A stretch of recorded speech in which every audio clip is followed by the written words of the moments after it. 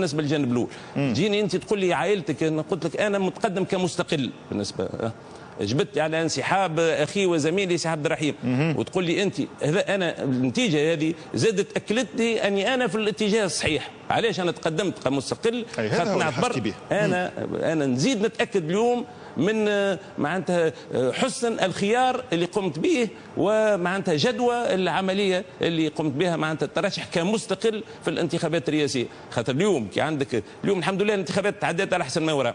اليوم عندك احزاب، واحد عنده الاغلبيه معناتها واحد عنده عدد اكبر من نواب من الاخر، هو غدوه اللي باش يقوم بتشكيل الحكومه هذه كيفاش تكون؟ باش تكون حكومه ائتلافيه، مع شكون الائتلاف باش يكون؟ مع الطرف اللي جا الثاني، مع اطراف اخرى.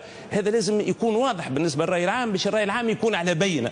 والحكومه هذه غدوه باش تنكب على، انا نقول والمجلس النواب باش يكونوا المكان نتاع التنافس السياسي.